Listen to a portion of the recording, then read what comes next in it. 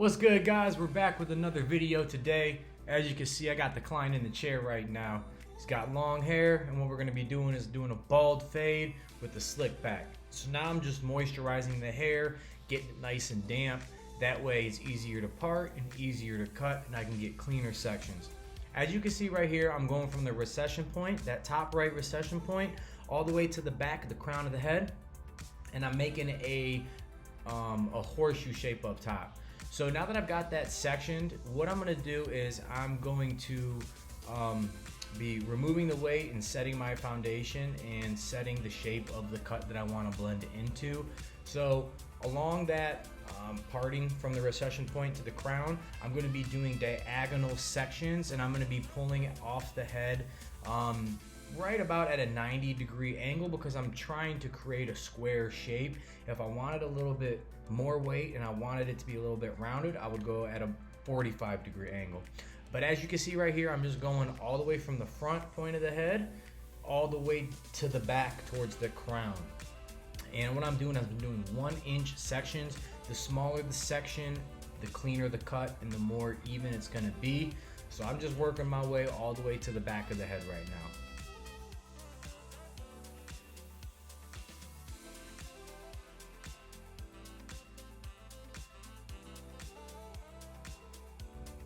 Still making my way all the way to the back. Now that I'm in the very back center of the head, I'm going to be pulling some of that weight from the crown, and as you can see, it's already got a little bit of a guideline right there. I'm just going to be following it and clipping what's long. So we're taking about ½ inch to a full inch off of his hair, and I'm just coming straight off the back of the head, 90-degree angle. I want that blend to flow right into that scissor cut that I was doing. As you can see right here, combing it straight from the crown directly off the head at a 90-degree angle, and I'm just cutting a straight line all the way down to where I want that blend to be. And I'm just scooping all the hair, making sure everything's even, doing a couple passes, because sometimes you have to do that and it's not always easy to get it the first time. Same thing right here, top left recession point back to the crown, and I'm doing diagonal sections, pulling the hair off the head. I'm going to be doing it a little bit different on this side, just in the front, just because the hair was a little bit different length. So I don't want to take too much off. Same thing, 1-inch sections, diagonally down, taking a very light amount off. As you can see, I'm not taking that much off on this side. This is a little bit of a better angle. As you can see, I'm taking my 1-inch sections, but I'm actually scooping the hair that I previously cut into what I want to be cutting. That way it's going to be giving me that guideline that I want, and when I brush that hair back from left to right back towards the his crown of his head, all that hair is going to be sitting evenly. As you can see, 1-inch sections. And if you guys don't know, an inch section is about, if you have a wider tooth comb like how mine is, I've got a YK Park comb. It's got a little bit wider of teeth, so like every 3 to 4 teeth, that's 1 inch. Now what I'm doing is I'm actually just splitting his part right down the middle, from the middle of his forehead all the way straight back to the crown. Now the reason why I'm doing this is because I want to over direct that hair off the side of his head where it sits over and hangs off the occipital bone. The reason why I'm doing this is because that hair, when it's pushed back, it's going to fall and it's going to sit. I don't want it to be hanging over that I don't know why I said occipital bone. I meant the parietal ridge. My bad. The parietal ridge. I'm pulling it off the parietal ridge. This way, when it does get pushed back and it sits, it's blended into that bulky area up top. As you can see right here, same thing. Straight down the middle, pulling the hair directly off the head, right over that parietal ridge. And as you can see, I'm cutting the hair. Now what I'm going to be doing is I'm going to be lifting the hair up. This way it's going to over direct that hair so that when it does fall down, it sits a little bit more even, and it doesn't have such a hard shelf right where that blend's going to be. Right here, now I'm doing my vertical section right down the middle.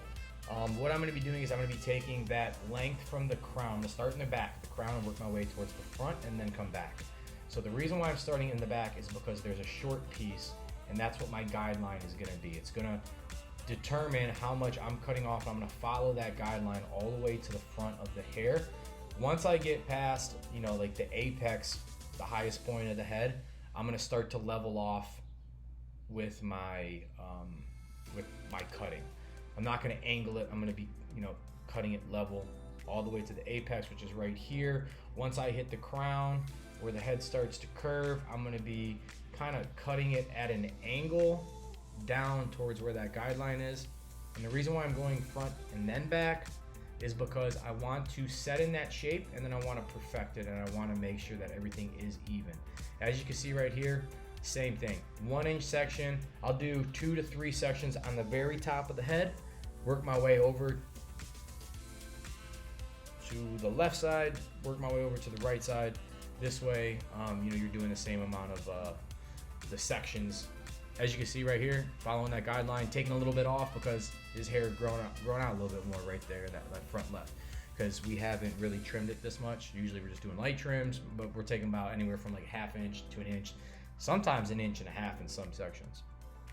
Right here, same thing, creating that 1 inch section, and I'm gonna do a total of like 3 to 4 sections up top, 2 or 3 to the left, 2 or 3 to the right. As you can see right here, just following that guideline, brushing the hair down with my scissor, moving it out of the way so I can see that guideline. This way it's going to ensure that clean, even cut. And you want to try and be as even as possible. Like with this, I was being messy. I wasn't really being all that clean. But the cleaner your sections, the cleaner the work, the wetter the hair, the better the cut's going to come out. Try not to do this with the hair dry, because it's going to be very difficult to get the look that you want to achieve, because you're trying to get a shape, right? So if it's wet, it's easier to do. Now that I've done my vertical sections, what I'm going to be doing is I'm going to go from the middle of the head to where that parietal ridge is, and I'm doing this at an angle, and I'm angling my fingers at a 45-degree angle. I don't want this to be a completely square shape, so where the top of the head meets and that parietal ridge is, I want it to be a little bit softer, and I don't want it to be as sharp of an edge. So I'm going to be cutting it off, and what I'm looking for is by the tips of my fingers into like my third knuckle, I want that all to be even. So I line up where that guideline along the parietal ridges to the middle of the head, and I just make a straight line. As you can see right here, same thing. And I'm doing a little bit of point cutting, so it's not, I'm actually doing a lot of point cutting. I'm doing point cutting so that it's not a blunt line. You know, it adds a little bit of texture without me having to go back in and using texturizing shears, feather razors, different types of methods. Now I'm just blow drying his hair, you know, getting it into where I want to be. And now I'm going to be starting the fade. So I always start with the top whenever there's length.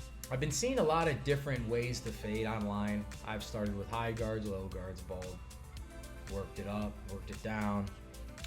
Now what I've been doing is I'll start with my 1.5 guard closed, create my bolt line, won't go over that, and then I'll follow back up with lever closed, take out that top line, or I'll take out the bottom line first. But I'm trying a different method, and the blends have actually been coming out really nice. So I started with my 1.5 closed, put in my bottom bald line. Now I got my 3 guard because it's still too heavy up top. I don't want it to look like a mushroom. I don't want the shelf to be too big. So I had my 3 guard open, went up about 1 inch. Now I'm doing a little bit of detail work while I'm cutting with some scissor over comb, just getting over loose hairs, trying to only move the bottom blade of my scissor and not have that top blade move as much.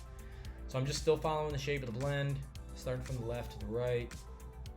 You know, just trying to be tedious about my work, and I always do detailing work while I'm cutting instead of at the end. So don't be afraid to go into the hair too when you are doing scissor over comb. You know, it's really easy to you know, get the hairs if you go into it. Just don't be afraid to. Now this right here, actually, I don't know, I was just messing around one day. I didn't like the way, like when I was scooping the hair, it kept pushing it. So if you start from the top, put the teeth down, and then do that style of clipper overcomb, it actually does help. This right here, still got my guard off, lever all the way open, and I'm going up an inch, you know, creating that same shape. So this is what I was talking about, where I'll do my 1.5 bald line blend from the top or do the bottom. So I've been seeing that it works, and then I'll blend into that open lever. So right now I've got my one guard, had it open.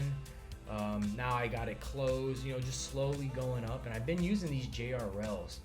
I really like these JRLs, man. If you've never used the JRLs, you got to get your hands on them. They are incredible. I've tried them before. I wasn't a fan, but then I gave them a second shot, and I love them, man. They got 2 speeds. You can't beat that. So right now, look, I mean, that no lever, or no lever, that no guard with the lever open, a lot of the times if you flick out, you could blend it straight into a one closed. That's why I like that clipper, and they fit great in your hand. They're very compact, very good, powerful clippers. And I'm falling in love with them, man. I'm really messing with these. I'm rocking with them. So as you can see, I'm just doing a little bit of detail work. Now, look, I've only used 2 guards, and now I'm about to take out that bottom line. So I start with the lever halfway closed, and I'm just slowly, you know, going up into that lever open, trying not to take it up too high.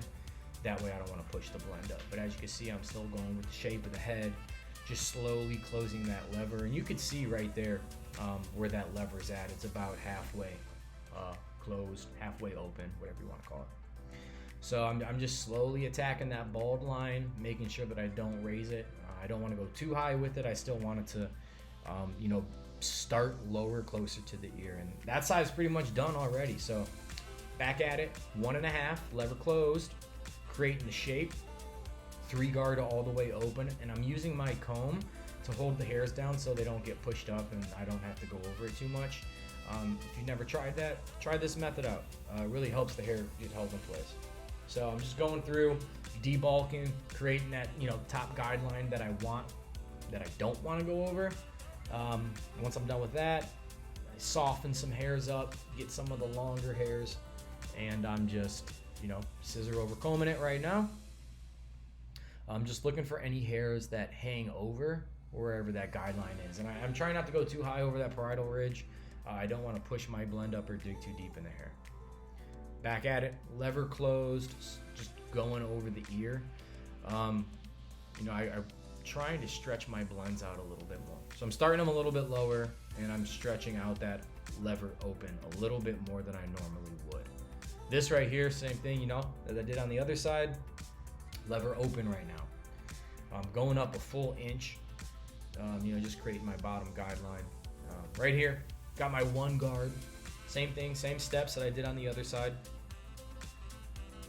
I'm just going up about, I think I'm going up about an inch. Slowly closing that lever. And I'm just really letting this clipper do its thing, man. The clipper's going crazy. These JRLs are nothing to sleep on. I'm telling you, man, if y'all never used them, get after it.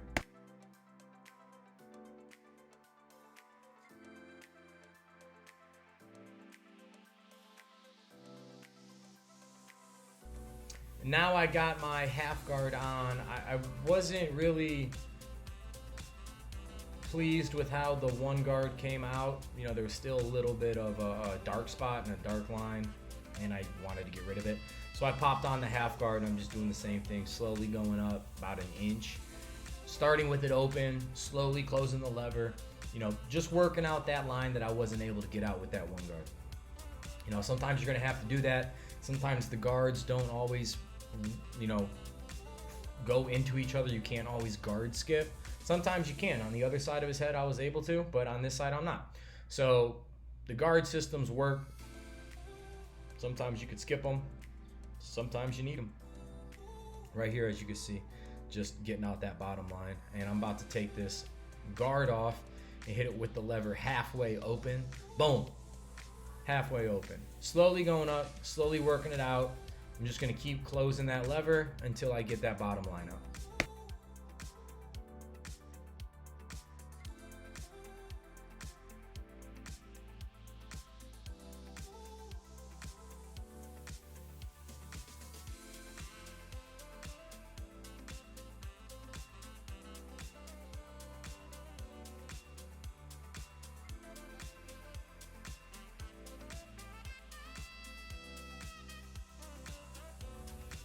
now it's time to get that C cup, get that line up, and make sure that one of the most important parts of the haircut is done correctly. No enhancements, just using my Babyliss, my Low Pros. I got the 77 Z blade on it. I started down by his sideburn, just trying to keep it as natural as possible. I don't really want to push him back too much, and just completely rounding it all the way to, you know, like right to the front of where that C cup is, right where that vertical bar meets. Just trying to get it as crisp as possible and keep it as natural as possible. Same thing with the other side. I'm starting down by his sideburn, you know, starting in the middle of that C cup, and then I'll get my shape, and then I'll round it up into the front. Using the corner of my blades right now, that last 1/4 section of the blade is what I'm using. Just trying to keep it as round and as natural as possible without pushing them back. Right here, I'm just hitting that vertical bar very lightly to kind of freshen it up, clean it up, make it pop a little bit. And I'm just gonna blow dry. Look at that. Look how fresh that is. Yup. Look at that. Check it out. Using Slick Gorilla, I use their paste. When you use their paste, you only want to use like a fingertips amount, like a dime size amount. Rub it into the tips of your fingertips, and what you're gonna do is you're gonna slowly rub it and massage the product into the client's head. I call it jellyfishing because the way you use your hands, it's like a jellyfish moves, and that way it doesn't clump up in one spot and you're able to evenly distribute this. So now I got my Stylecraft styling comb, just, you know, making his hair lay down, brushing it and combing it in the right direction. And there you have it, man. Look at that. Looks like feathers on his head. Look how clean that fade is. As you can see, we start it low, drop it down in the back. We scissor cut the top. We got this cut fresh to death. The client is looking good. He's sick of the camera in his face. No, that's my dude. But hope you liked it. Like, share it, and stay tuned for more videos. Peace.